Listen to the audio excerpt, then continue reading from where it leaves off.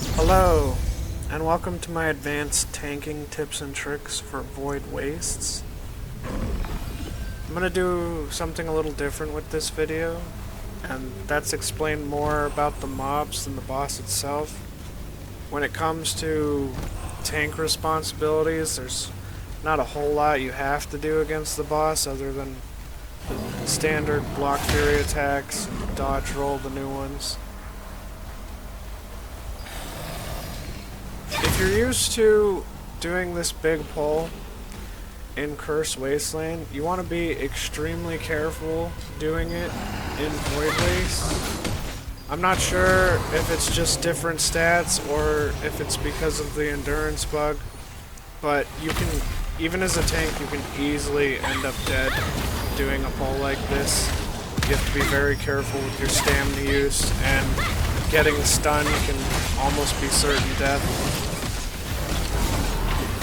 Another thing I want to point out is Aeromancers no longer have the audible cue that they had in Cursed Wasteland. This wind-up animation right here that he's doing, he's about to cast a wind AoE spell that he puts on the ground, and it knocks people back who are close to it, and the AoE is bigger than it looks. That's the this is the animation you want to look for, and you need to interrupt him with a stun or a CC, like a pull or a push or anything. I failed to see it in this clip.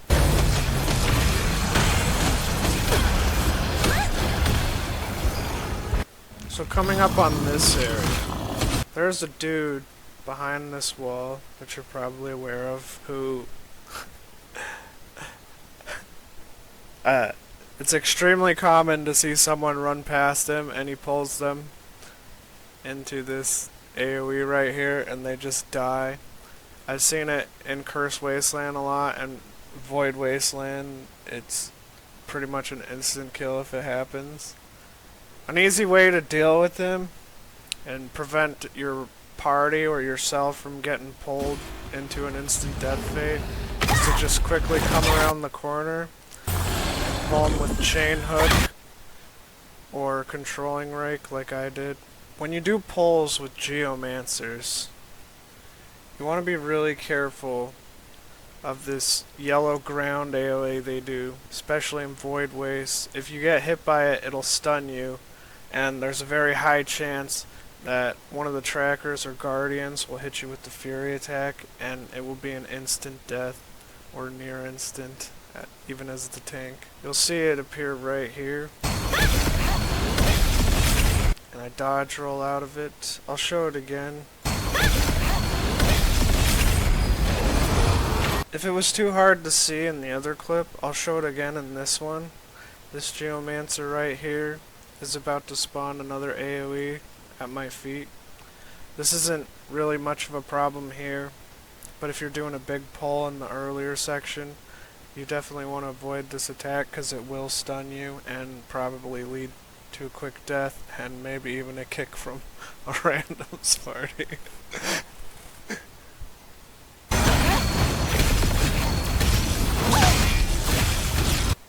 This guy behind this wall is the same deal as earlier. He likes to pull anyone who runs by into this AoE here. I've seen it happen all the time on Cursed Wasteland, and again in Void Wasteland.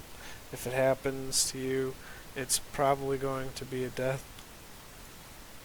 Same deal as before. Just quickly poke around the corner and pull him with chain hook or with controlling rake.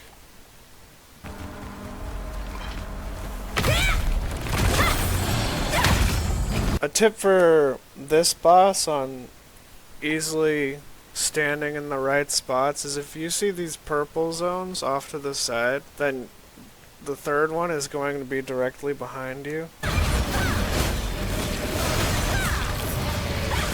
Alternatively, if you see the purple glow directly in front of you, then the closest beams will be off to your left or to your right.